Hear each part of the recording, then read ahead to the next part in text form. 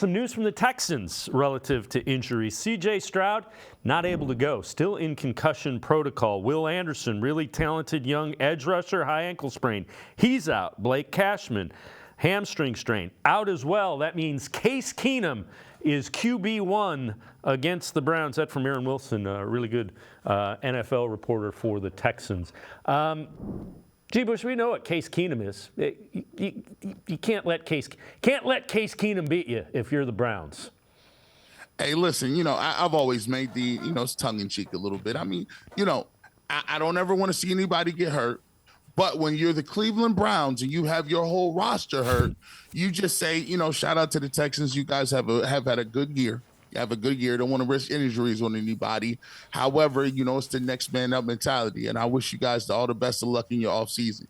With that being said, when you got that many guys out there that's out in this game, C.J. Stroud, who looked like he was an MVP candidate, Will Anderson is a top 5 pick who gets after the quarterback, and their linebacker who is having a great year this year, you got to understand something. You got to get it done.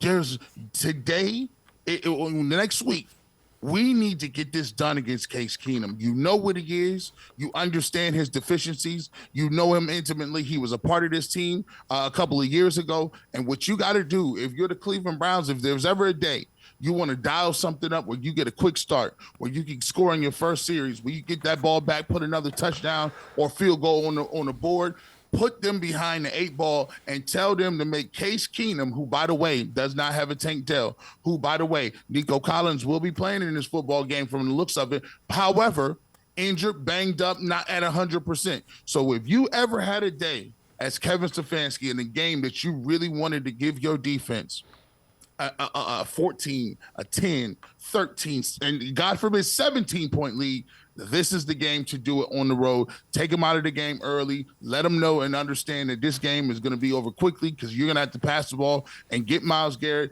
that defense, and the cornerbacks, who, by the way, when you look at some of the advanced analytics, when you're talking about success as guarding one-on-one, man-on-man coverage, you got the top 3 out of 4 corners in the league that have a 67% a rate of success when it comes to playing man-on-man coverage. When you got Newsome, when you got Ward, and when you got Emerson, and they might be a law firm. They may be a law firm. We might have to go ahead and get that going, some T-shirts or something.